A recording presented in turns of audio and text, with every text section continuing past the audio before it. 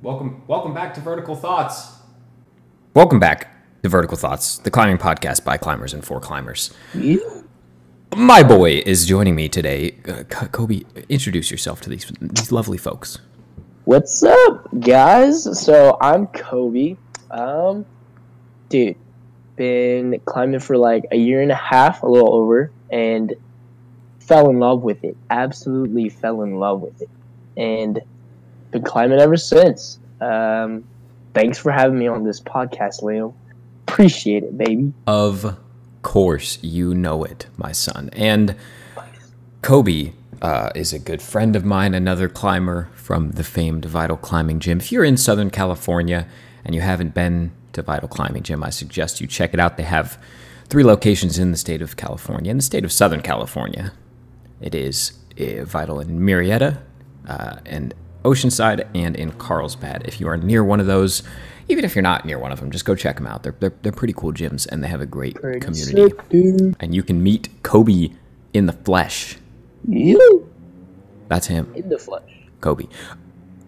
Okay, let's get into the nitty gritty. Kobe, Yes. you've been climbing no more than a couple years, right? Yes. How was your experience starting climbing? Let's say in the first month or so of rock climbing, how did it feel? So, the first month of climbing was after my senior year. I had just graduated high school, got all that graduation money, and I was like, this is sweet. And then, so I spent almost all that money on day passes and renting shoes. The first time I went, I would just like, I was like addicted. It was like a drug. Like I needed it. And then I just kept coming back, and then eventually I just got like a membership like right away, like not even like 2 weeks later, because I'd spent already so much. And I was like, all right, well, might as well get a membership. So, and then once I got the membership, I went even more. So it was like, I really loved climbing because it was a good workout, and like it was unique, and it's different than just lifting weights, you know. And I saw other people climbing. I was like, that's insane. Like, how do they hold themselves on those tiny things? It's like really cool because the community was also very encouraging and just like really open. And I don't know, I felt like I was like almost home in like that little gym, and it was really cool. But climbing wise, I guess I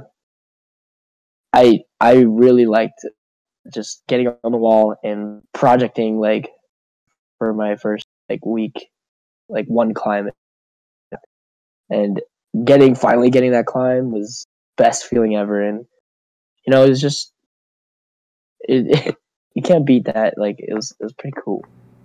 Yeah, a sense of personal victory that to me has been exclusive to climbing. I mean, there's some other things that I've felt similarly about, but the moment of victory and triumph of self when doing a climb that you maybe thought you couldn't do, to me is unparalleled.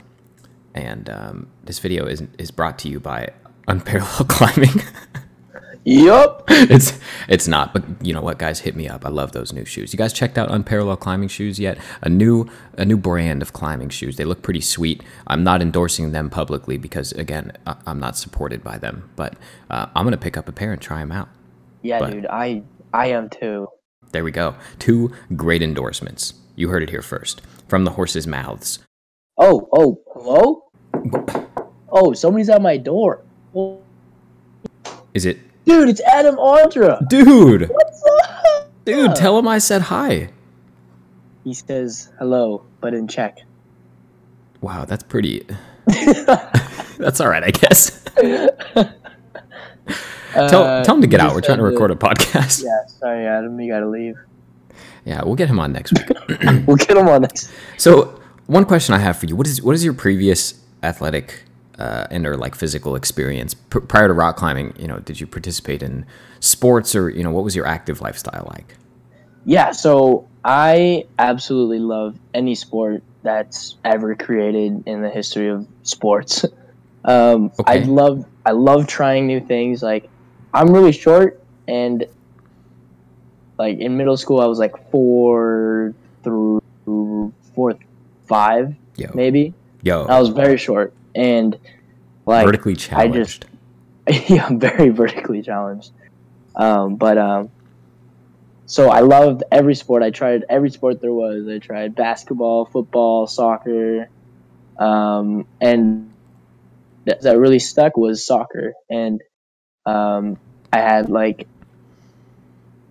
I don't know, it's just because we're with football, like tackle football, like you had to be like very like big and and not vertically challenged. And Yeah. in basketball, it's like the same thing, but like soccer, I found was like a nice. I don't know. It was a nice way for me to still like be active, but like not get absolutely destroyed in uh, in competitions, like in games. And so I stuck with soccer, and then throughout high school, I did track, cross country, and um, I guess I started getting that like the like runner's build, It's getting like like super leaned out.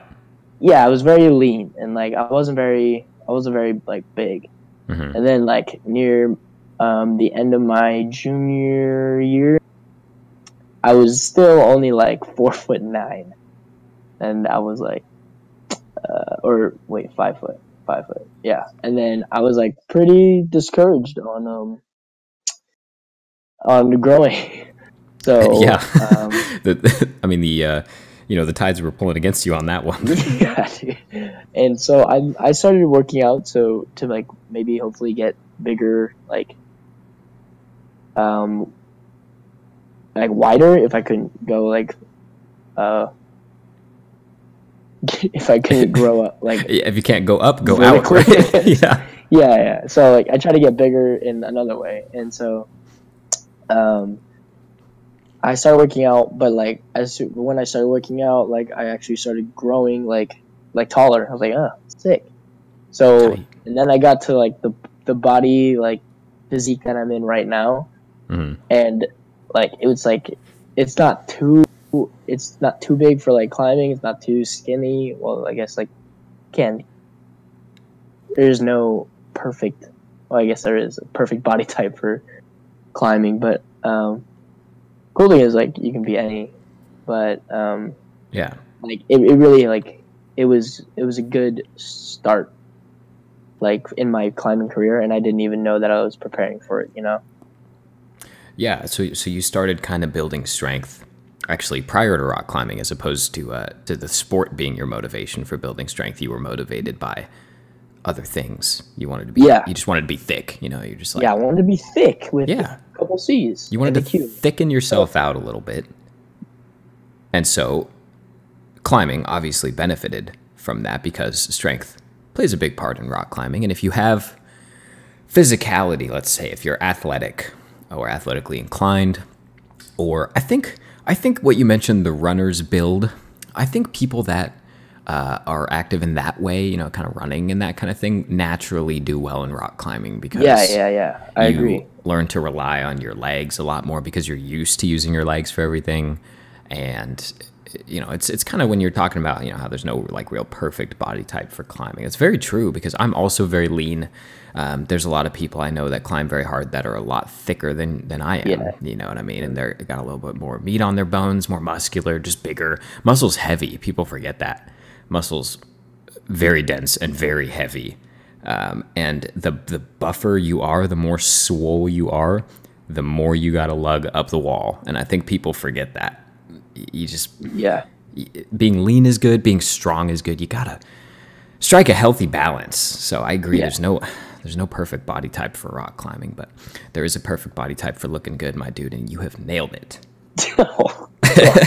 Not close, but I like that though. So how would you say that climbing has affected your body type or like your physicality, your composition? my forearms were like sticks, twigs. Now, dude, they're pretty decent. Pretty decent, not gonna lie. Don't mean to toot my own horn, but Toot it away, dude. like, This is the platform for that. I would say I've maintained since I like was trying to buff out like during my high school. Mm-hmm.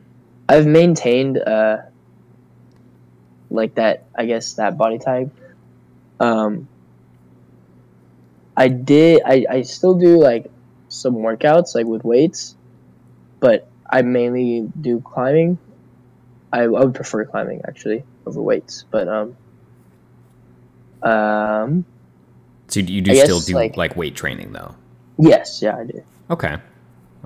I think a lot of climbers do actively train with weights, and whether or not it be just, you know, specific weight training or like climbing with weight added. I think a lot of climbers use that to build strength. It just there's like two schools of thought. There's some people that would say that you can build all the strength you need in climbing from climbing, or by climbing rather. And then there are people that say, you know, once you get to a certain place in climbing, once you get to a certain grade, we'll say you got to start training. Like you force your body to do things at that point, especially finger strength very specifically. But it's good to know, you know, because it's good to continue that, to continue weight training a little bit and pepper in just some raw strength building to your rock climbing. Because I know you climb a lot. How many times do you climb a week? Probably like 5 or 6 days out of the week. Not going. That's good. That's really good. Yeah, if I'm not injured. Right. And if you can do that without injuring yourself, that's very positive. I personally, like, my skin starts to fall apart. I got soft fingers or something. Dude, I don't know what it is, like, but my fingers start to fall apart. And I'm just talking about my skin. It just, like, it crumbles and, like, it just falls apart, and I rip pieces of skin off my face. Like, I gotta start climbing outdoors more, maybe, is what it is. But, you know, the calluses. Yeah, I usually take that one rest day or a couple rest days, and then, like, my fingers will be okay, but I usually don't climb too hard, like to the point where, like, I'm pretty, like I'll usually just like play add-on with people, or just kind of like maybe do some 4x4s or try traversing. Like I'll try to do that stuff, but like I'll rarely like climb at my my projects. I'll rarely project a lot. Yeah, and I mean that's the same thing like with weightlifting. You don't go for your personal best every time. Like, yeah. You can't push your body like that. You'll die. I like that though, because I have a bad habit of every time I rock climb, I pretty much I push myself pretty hard. Yeah, try to send. It's hard to not to though. It is. You see something you want to try, or a new climb, or Exactly. I do need to do more training. So, in terms of training and building strength and all that kinds of thing, so you've been pulling pretty hard, Kobe, and the last little while you've progressed. Shortly under 2 years or so, you've progressed into the double digits indoors. Not impossible, pretty uncommon for most people. And how has that felt for you mentally? Because physically, it probably feels, correct me if I'm wrong, it probably starts to feel second nature. You know what I mean? Like, in other words, when you climbed your first V10, did it feel all that different from a V8 or V9? Or was it like kind of the same game? I would say that it's definitely different, because I guess in like V8 for me personally, for what I've experienced, is like there's usually like one, like maybe a couple hard crux, but I guess it's all subjective to like your body strength. So like I could be like, if I was like weaker in my if I was weaker and I tried like a V8, like every move would be a crux, or like not every move, but most of the moves would be a crux. Right. But like now I don't know. It's like there will be like one hard crux in the V8 or something, and then just like a week ago, like I tried this one climb in Vital Oceanside, and it was a V10, and like every single move was just heinous, and it was a consistent in like its difficulty, and but like to maybe like Adam Andre like be like, oh dude, that climb was a breeze. I'm like, oh okay. Yeah, it's all you're right. It's all subjective, like based on your strength, because you can acknowledge when something is hard, but if you are better at something, it's going to feel less difficult, if that makes sense. Kind of kind of tying myself in knots a little bit here, but it's like I noticed, I'm climbing at the moment, harder than I have ever been in my life, and I've climbed off and on for quite a while, but I had a bad habit of taking like multiple year breaks. So I'd climb for like a year or two and then take like a couple years off because something would happen in my life, or I'd move, or, et cetera, et cetera. And I never really got past like the V4, well, like probably like V5. I don't think I ever sent a V6 before I started climbing at Vital and really started pushing myself. And now I'm, pushing the numbers. Beast. Dude. He's an absolute beast, by the way. I'm yoked, by the way. You can't hear it through this. Maybe you can hear it through this mic, dude. I'm totally not super small. I'm 5'10" and 3/4, bro. What's up? Basically 6 foot. 3/4. I'm basically 6 foot. What's up? Oh, dude, but I haven't really been like, oh yeah, I feel stronger. Just the climbing feels easier. And it's a weird kind of thing, is because I'll be like, yeah, that like objectively seems hard, but it's not as hard for me as it would have been, a year ago. It's kind of a weird thing. Yeah. So I get what you're saying, for sure. Yeah. But what about the mental aspect of, because your progression in climbing is, like I would call it, uncommon. There's not a lot of people that have progressed through the grades, with the speed at which you have. And whatever the reason is, if it's dedication, training, passion, strength, talent, skill, whatever the reason is, how has it felt for you? Have you been conscious of the fact that you were, rapidly pushing through the grades, or did it just kind of happen? It did. It like hit me. I was like, it's just, I'm very like, I'm competitive. So like, if something like shuts me down, like I'll try to go at it like harder and like come back and like be better and like try to finish out like that climb. Like I was very determined, and like I like didn't like to be like shut down at all. And so I'd go to climbs and get shut down, and then like my mental was just, I was like angry at the climb. I was very passionate as well. So I guess you could say like all those. Like determined, passionate, and just very competitive.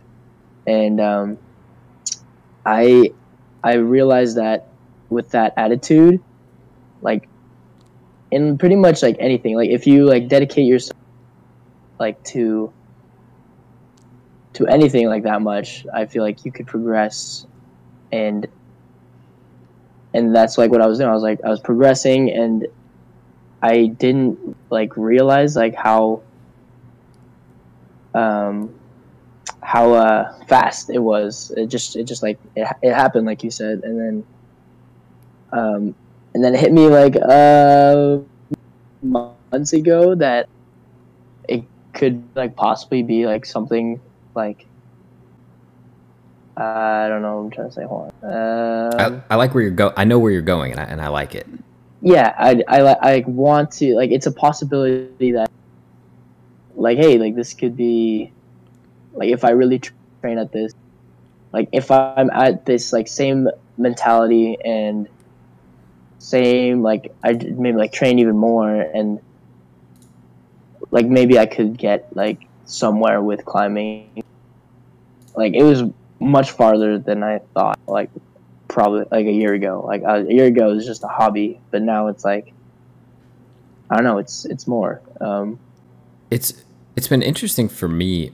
I've seen that transition happen. I've seen firsthand you transition from climbing just as a hobbyist into, you know, a more serious climber. And I brought this up with you a little while ago, maybe a couple weeks ago or a month ago or something like that, about climbing competitively, or, you know, maybe if that was something you had thought about, or if it was something you wanted to do. Because to be in under 2 years to go from V0 to V10, obviously in another 2 years you're not going to go from 10 to 20. You know, it's like it's unrealistic. But you've pushed past a lot of the grueling, painstaking plateaus that a lot of people meet in rock climbing. And maybe you'll hit your plateau, you know what I mean? Maybe yours is just higher than everyone else's, but you've already cut past, you know, cut is not the right word, but you've already progressed through, we'll say, the grades that a lot of people get stuck on for a long time. And that's a good thing. That's a good sign. You're an adaptive climber. You're good at reading climbs. And it truly, I think, if you, you know, kind of maybe what you were getting into a little bit earlier, to articulate that a little bit, I think you have a future in climbing if you really put your mind and your body to the test, and really focus, you know what I mean, and paid attention and trained, not just physically, but mentally, you know what I mean? I know we talk a lot about climbing media on the show. I know you do consume climbing media, and that's a good place to start, is just familiarize yourself with the professional climber and, you know, the greatest climbers in the world and what they're doing. And I think you most certainly are young enough to make something of rock climbing. You could do this, you know, at a professional level, I truly believe. If it's something that you want to do, do you ever, do you feel pressured to do that kind of thing, or does that come from your sense of competition, do you think? I think it just, I guess it's a little bit of pressure, because I guess the way I look at it is like, I got a gift, and it'd be awful if I just threw it away, you know? And like, I feel like I should use it to the best of my ability. And if that is like going professional or whatever, I guess I wouldn't be using it to the best of my ability if I just, like, going back to like the hobby, like if I just kept climbing and didn't really have that mindset of I could train and like do better, or like I'm just gonna like have fun with it. So like I said, it's a gift, and I definitely want to use it to the best of my ability. So I don't want to treat it just as a hobby. If it is like in my future to go professional, if it is in my get like in my like one of my like gifts, like am I that good? Like, and I just want to like test it out and like make sure, like, hey, if I don't go like professional, like either way, it's like a win-win, and so might as well try it if like there is no like consequence. Like I'm still gonna climb, still do what I love, and it's like there's no loss there. So That's a good point. That's a good point. Why not, you know, give it a shot and see if it's for you. And you're very fun to watch climb. I spend a lot of time watching you climb because we climb a lot together. And I think that there's something to be said about that, because, you know, some people, even though they're very strong, are not necessarily entertaining to watch. You know, whether it's, I don't know, their body language or their style or their technique or something about it. Just, you know, it's just maybe a little bit black and white, I guess you could say. I wouldn't say that about you. I think your style and your technique's very fun to watch. And I think that could be very good for you in the future. And you know, don't feel necessarily pressured to be, because, and here's the thing, and we are friends with a lot of the same people. We're part of a lot of the same groups of people, and I'm part of a large group of people that has watched you grow and progress and get, you know, much, much stronger and really start to push the higher, you know, upper echelon of indoor climbing. And you know, you're going to get to the point where indoor climbing just doesn't challenge you all that much anymore. You know, you'll be able to walk into a gym, and you'll be able to do every climb in the gym, because gyms just don't set climbs, you know what I mean, with climbers, upper echelon climbers in mind. You know what I mean? There's certain gyms that do, that have like competition style stuff, but in terms of just your average run-of-the-mill climbing gym, they don't set really to cater to very, very strong climbers. And that's when you transition outdoors, right? And that's kind of the tricky thing, is you have to move into the outdoor space, and you're doing very well so far. I mean, I know a lot of people were watching your progression indoors and wondering how it was going to transition outdoors, but you're doing. You said this just yesterday. You put down a V9 in Joshua Tree. Is that right? Yeah, the Big Pen, the V9 version. Pig it pen. was, Is that the Sith start? That's V9. No, it's just a different route. So Okay. like the Pig Pen's like a crack, and then or the V4 version is a crack, and then the ending to the V9 is not a crack. It's like different, just a different route. Gotcha. But yeah, I'm pretty stoked about that. How was that felt for you transitioning from being able to very rapidly climb very hard indoors? How did that transition outdoors? Did you feel more challenged? Did you feel, exactly as challenged as you thought you would be? How did you feel outdoors for the first few times? I feel like I did pretty well.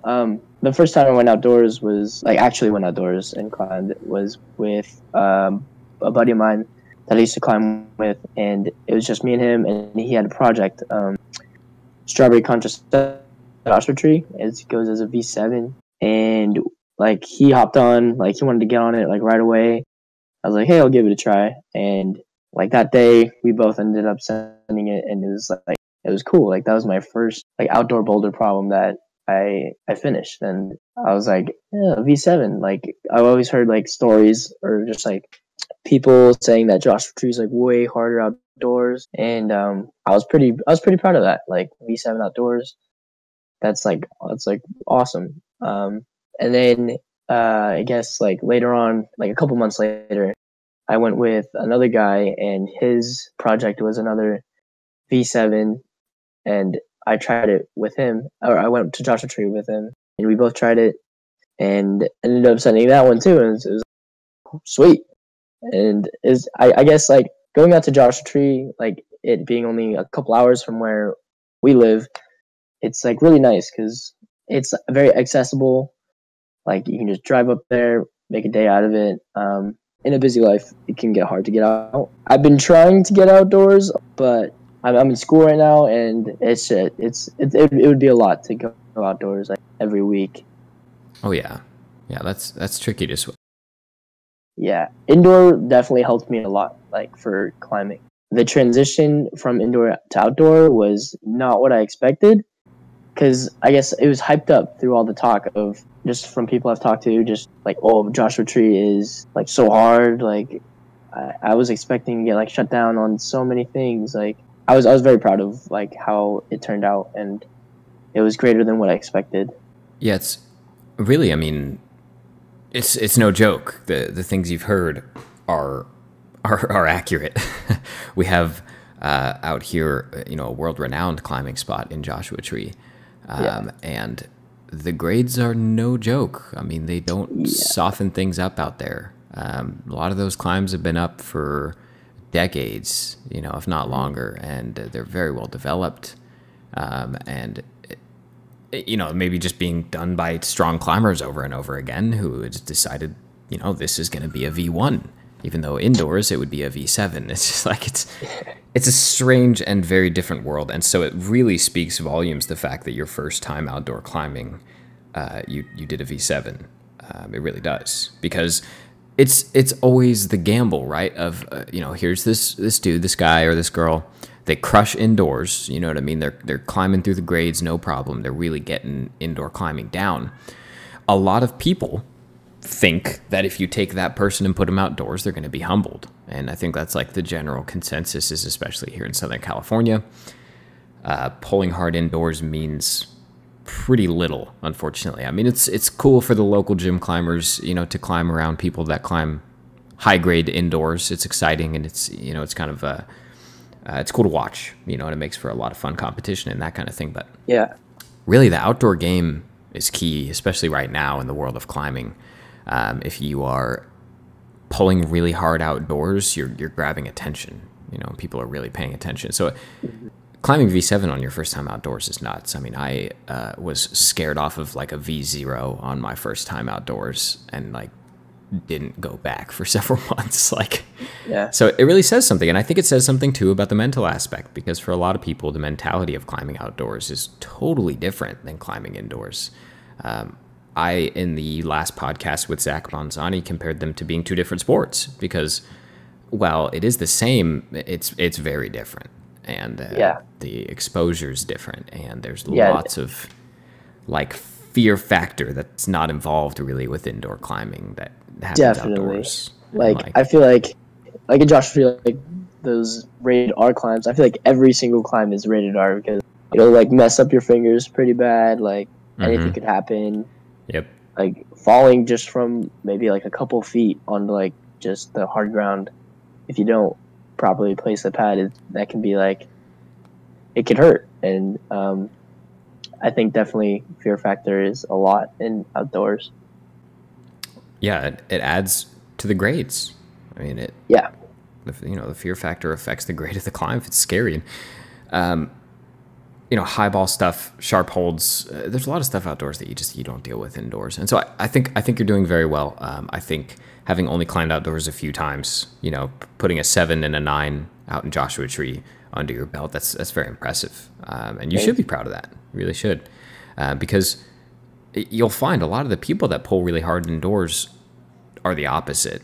That stereotype exists for a reason, because, you think you got it. You started rock climbing, you're really getting the hang of indoor climbing. You're maybe like climbing in the top 10% of your gym climbers. And then you go outdoors, and most people will actually be humbled by that experience. They'll get shut down, and that's how it was for me. That's how Dad did it. That's how Grandpa did it. That's just, that's how it goes. That's how Don Poncho did it. That's how Don Poncho did it. Donald Poncho. Full name comes out. That's the way it is. Outdoor climbing's hard. And so do you think, and this is actually going to be the question of the day, so I guess we'll transition into that section of the podcast episode. And sometimes it be that time.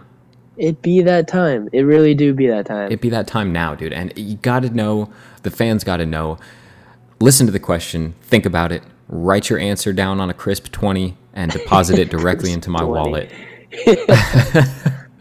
Give me your money. Just kidding. Don't send me money. But the question of the day, and Kobe, I'll direct this to you first and then to the viewers. Would you rather be a dominant indoor competition climber or a dominant outdoor climber? We'll say just for bouldering, not for sport. Would you rather be a dominant indoor boulderer or a dominant outdoor boulderer, and why? And keep in mind a couple things to kind of help guide your answer. With a dominant indoor climber comes things like the Olympics and USA bouldering circuit, all that kinds of stuff. But with being a dominant outdoor climber comes, respect of the community, et cetera, et cetera. So what is your answer, Kobe, and why? I would definitely say outdoor, just because, I don't know, like I guess indoor, like setting, some climbs can be like iffy. Like it's very like, is that really a V7? Is that really a V6? Like it's a gray area, but like for people, like for like the best climbers to come out and like try this one climb, like if you like go to Joshua Tree and try one climb, like like a bunch of people have tried this climb, and it's that it's gonna be, or you're hoping that it's gonna be the grade that it is, I guess. I would say indoor bouldering is great. It's great, and for those like competitions, I feel like they sort of come hand in hand. Like if you can pull hard outdoors, indoors shouldn't be like too hard of a transition. Right. Yeah, and you would say that if you are a dominant outdoor climber, of course you're going to dominate indoors. But let's say let's twist the question a little bit, and just take that out of the equation, like the relationship between the two. Like if you could only do one. I definitely stick with outdoor. Anything outdoors really, and just like looking at like the beautiful like scenery and just really admiring like the rocks. I think that's also a big plus in that. But just I would definitely I stick by outdoors because like blood, sweat, and tears definitely comes from outdoors. For me personally, like I look at it as much not harder, I would say, but like really just like cooler. Like it's just outdoors, and I don't know how to explain it. It's just beautiful, dude. Yeah, I mean, One word, beautiful. yeah, it speaks to you more, and that's a common thing. I think there's a lot of really strong climbers out there that would and have even given up competition climbing to crush outdoors, and that is absolutely respectable. But then there's a lot of people who dedicate their lives to climbing indoors, climbing competition, climbing on the circuit, and you'll find those people unfortunately don't usually have a lot of time to climb outdoors, and that's kind of a tricky situation to be in, tricky dilemma. But outdoors motivates you, and that's totally fine. There is something to be said about just being outdoors, just being in that scenario and the exposure and the surroundings, and I mean, you couldn't trade it for anything in the world. And it's I'm sure a difficult choice for people who love climbing outdoors and maybe don't get to because they're focused more on competition climbing. But also, like you said, competition climbing is great. I mean, it's super entertaining to watch. Looks like a lot of fun. There's a lot of great community building. You got your friends that you climb with. You usually tour the circuit with the same group of people who are all climbing super hard, and you're all, there's give and take for each. So put your answer in the comments section below. Kobe's gonna lose sleep over this one. And write it down on a $20 bill, baby. Write it down on a 20. Shoot it in to Vertical Thoughts. Would you rather exclusively climb indoors but be a dominant climber, or exclusively climb outdoors but be a dominant climber, and why? And for a lot of you, I think your gut reaction is going to be easy, blank. You know what I mean? It's going to be one or the other, because I don't think a lot of people are going to be like, oh, I don't know. I think a lot of people are just going to be like, oh, easy outdoors or easy indoors. It's just, it depends on your style of climbing and what you like. So, Kobe, how are you feeling? It's a difficult question, definitely. Are you feeling dumbstruck by the question? I'm very dumbstruck by the question. I feel like I worded that terribly, however I answered, but it's hard to articulate how you're feeling sometimes about climbing. Yeah. It's not always easy. It's like a test question. And probably failed. And I'm the sexy professor. Yeah. And I just make it harder to answer. Hard to focus, dude. I don't blame you. I just walk over, I just bend over your desk, and I'm just like, you having problems answering this question, son? Those are the worst. Well, think about it a little bit. Maybe next time you come on the podcast, you can answer the question. Yes. Maybe a little bit more eloquently. But you did answer the question. Outdoors, and you touched on a lot of good things about the beauty of outdoor climbing and the surroundings, and I think that's a really good direction to take that, because you're focusing less on, I want to be the best at this, or I want to be the best at this, and you focus more on, this is the environment that I would rather be in, because the beauty. Yeah. I mean, there's beauty indoors too. Yeah, there, of course. Competition climbing is a very demanding environment to be a part of. Yeah. It's very high energy, very fast paced. There's a lot of, competition. No shit, right? Yeah. But it's a very demanding environment, and being outdoors, there's something serene and peaceful about being outdoors. And even if you're, climbing with Adamandra and he's screaming into the abyss, it's still peaceful, believe it or not. Not that I've climbed with him, not that I know, but you got to believe when you're out there in Norway and you just hear, the squawks, the squawk from silence, the surrounding towns all huddled together in fear, for Adamandra is here. Moving forward, go watch Real Rock 13. It's a good time to remind you that this video is not brought to you by Real Rock 13. Yes. However, it's a good video, and if you like hearing Adamandra scream all the way down the wall, check out Real Rock 13. I think we've covered some good ground. Kobe, is there anything that you'd like to say to close things up here? I guess I would just say, I'm still thinking about Adamandra's squawk. But I guess I would say, closing statement, just just in anything in general, for me, it was climbing, finding that something that I love, definitely don't take that, for granted and just throw it away, whether it's, something that you want to do and something, in later in life, for your future, maybe possibly as a job, but I guess just it's like a little motivational speech for you guys. Yeah, if you really do love something, definitely pursue it. And I'm tearing up right now. Dude, same. Why am I crying in the club sweaty. right now? Yeah. It's a Sunday night, and I got a single masculine tear dripping down my right side of my face. A warrior, an Indian warrior too. Thank you for those words, dude. And I wholeheartedly agree. If you love something, get after it. Like really just put the pedal to the metal. Don't listen to what other people say. I mean, they hate us because they ain't us. Thank you for bringing that. They do hate us because they ain't us. And don't place yourself in the box with indoor-outdoor climbing. Don't let anyone tell you what you can or can't do with rock climbing, because the sky is the limit. And one day, Kobe's going to send the sky. So hopefully. What, Adamandra? What? Isn't the sky like a V13 somewhere? Pretty sure it's. Well, I think it's maybe a little harder than that. Is it really? Climbing the sky? Oh no! It's like there's an actual climb called the sky. Yeah. Okay. Yeah. No, I was talking about the atmosphere. The atmosphere. It might be a little harder than V13. It's maybe a little bit. At least give it a 14. It's at least a 9B. I don't know. It's pretty hard. I don't really know grades, but I truly agree.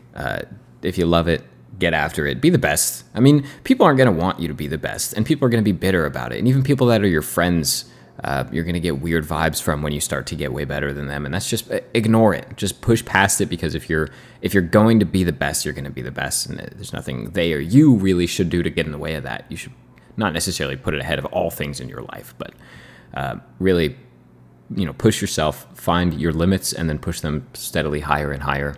And really just fulfill your potential, because as Kobe was saying, and as I hope you guys all know, just climbing is a beautiful sport, indoors, outdoors, wherever you're climbing. Push yourself to your own physical limit, and you'll feel kind of a euphoria that you've never experienced before. When you raise your boundaries, your limits to a higher degree, you're going to experience bliss and personal victory and triumph. That's a beautiful thing.